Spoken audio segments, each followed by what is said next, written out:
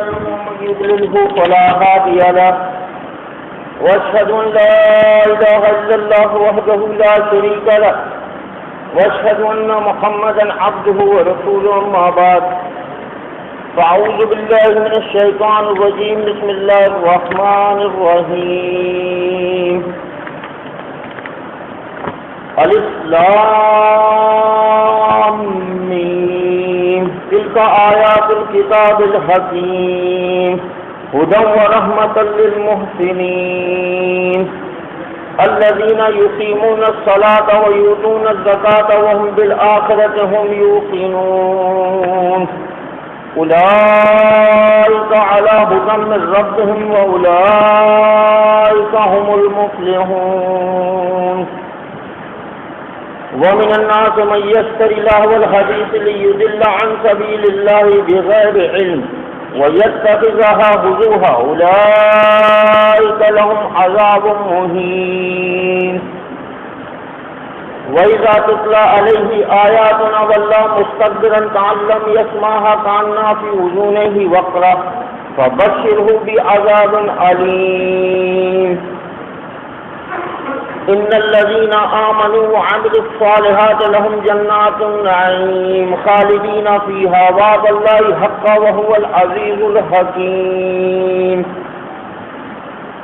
خلق السماوات بغير عمد ترونها وألقى في الأرض رواسي أن تميد بكم وبث فيها من كل دابة وأنزلنا من السماء ماء فأنبتنا فيها من كل زوج كريم هذا خلق الله فاروني ماذا خلق الذين من دونه بل الظالمون في ضلال مبين.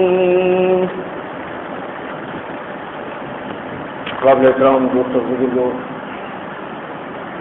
سورہ لقمان ہے جس کا پہلا رکوع آپ کے سامنے تلاوت کیا گیا ہے. مکے میں نازل ہونے والی سورہ ہے کیونکہ اس سورہ میں لقمان رحمۃ اللہ علیہ کے وہ سبق آموز نصیحتیں مالک کائنات نے اس سورہ کے دوسرے رکوع میں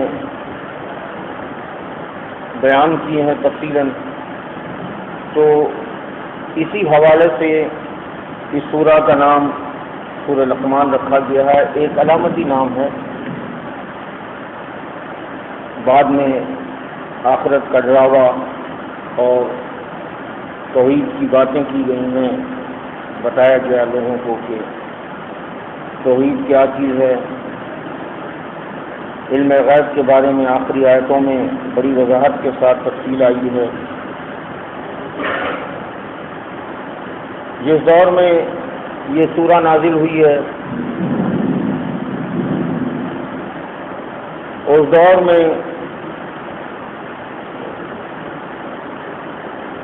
وہ لوگ جو ہے اپنی محفلوں میں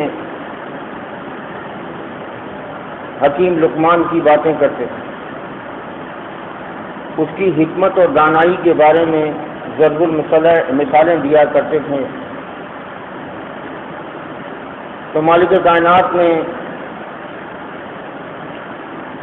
لقمان رحمۃ اللہ علیہ کا ذکر فرمانے کے بعد ان کو بتایا کہ تم جس کی ضرب المثالیں دیتے ہو، مثالیں پیش کرتے ہو باتوں کی، اس کی حکمت کی، اس کی دانائی کی، تو نادانوں ذرا سوچو تو صحیح کہ وہ کس ایمان اور عقیدے کا انسان تھا. وہی ایمان وہی عقیدہ تو تمہارا ہونا چاہیے. لیکن آج بات حکمت اور دانائی کی تو تم لقمان رحمۃ اللہ علیہ کی کرتے ہو، لیکن پیروی تم اپنے آباء و اجداد کے دین کی کر رہے ہو.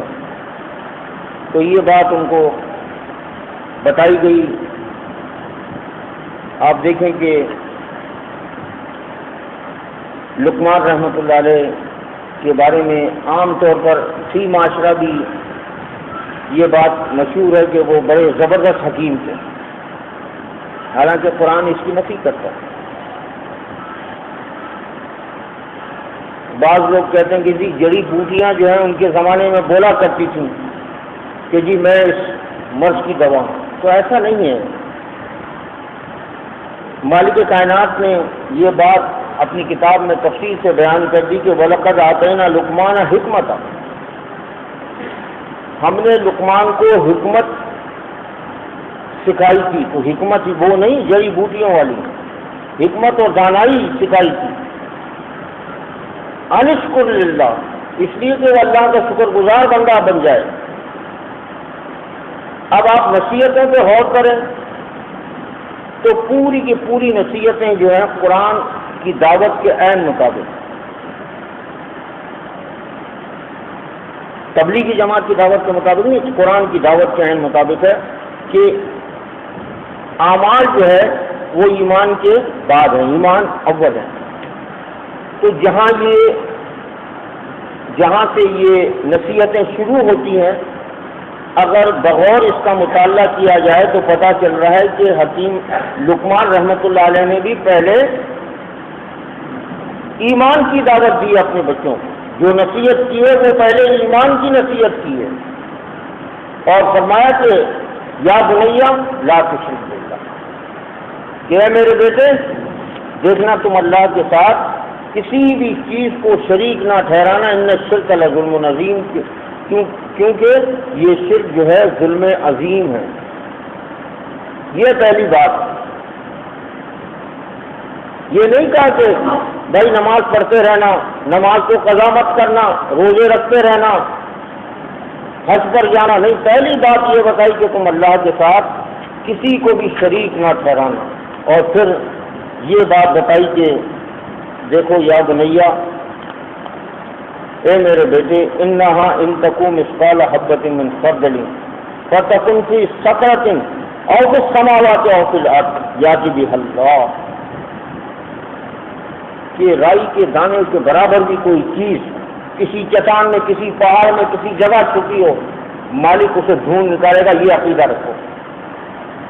اور کوئی کائنات میں ایسی ہستی نہیں ہے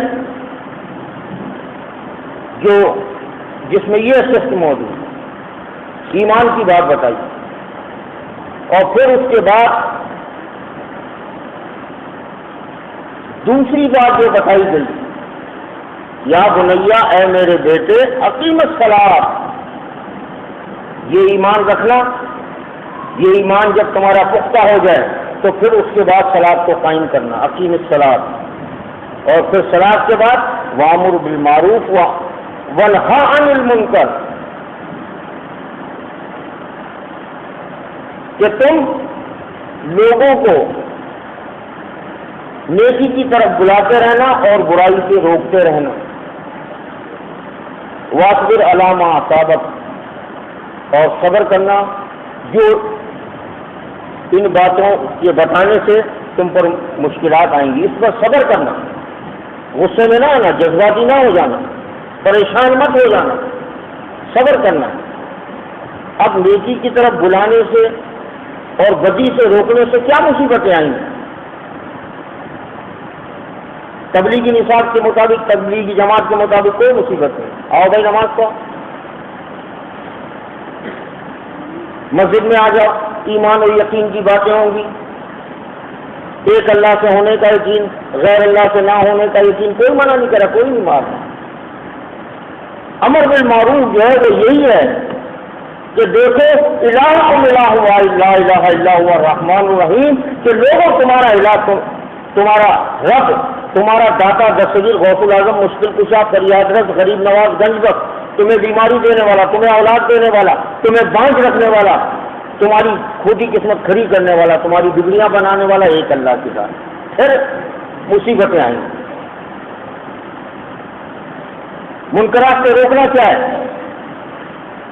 کہ دیکھو لوگوں، تمہاری قولی پھیلی مالی عبادتیں اللہ کے لیے، یہ غیر اللہ کی پکارے لگانا چھوڑ دو، غیر اللہ کے نام کی نظر نیازی کرنا چھوڑ دو، یہ تمہارا سر غیر اللہ کے آگے جھک رہا ہے، قبر کے آگے، دلدل کے آگے، تیر کے آگے، ملنگ کے آگے، تاجیوں کے آگے، سب کے آگے جھک رہا ہے، یہ ختم کر دو۔ اس پر مصیبتیں آئیں، اس پر نہیں جاؤ، مسجد میں آؤ، ایمان اور یقین کی باتیں کریں، پتہ چلے اندر جو ہے وہ واقعات سنائے جا رہے ہیں۔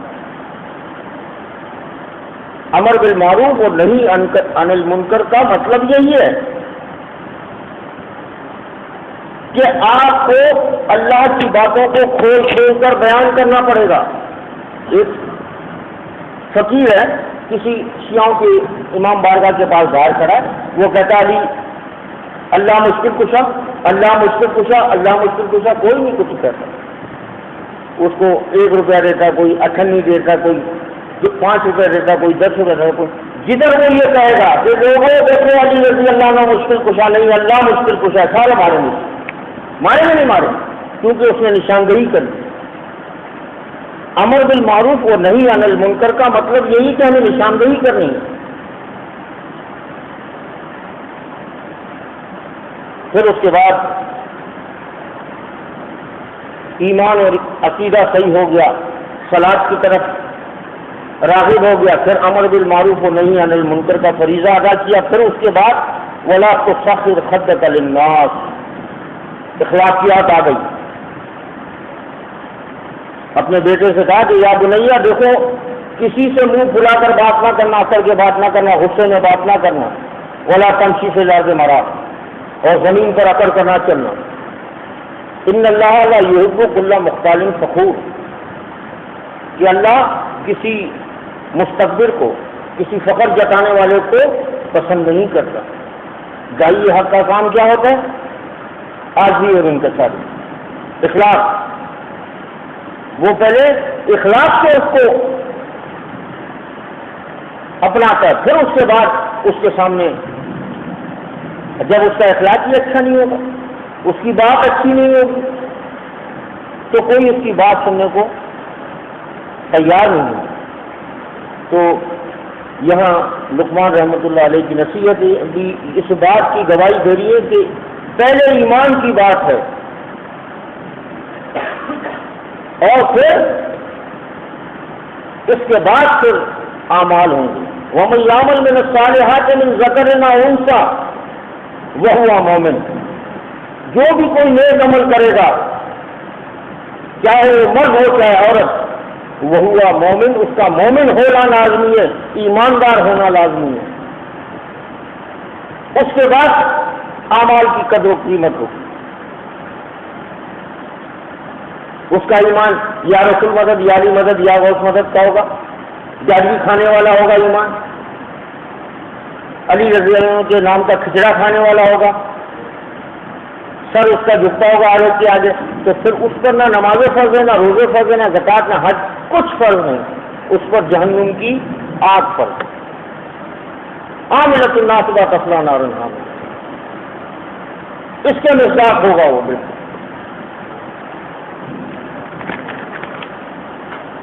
تو اب آئیے ان آیات کی طرف جو ابھی میں نے آپ کو سامنے ابتدائی رکوع تلاوت کیا ہے. سورہ کو حروف مقطعات سے شروع کیا گیا ہے, یعنی وہ حروف جو توڑ توڑ کر علیحدہ علیحدہ پڑھے جائیں. تو ان کو حروف مقطعات کہا گیا ہے, ان کو حروف متشابہات بھی کہا جاتا ہے. تو یہ بہت سارے حروف ہیں قرآن میں, الف لام میم, الف لام را, یاسین, بہت سارے ایسے حروف ہیں جو حروف تا, حروف مقطعات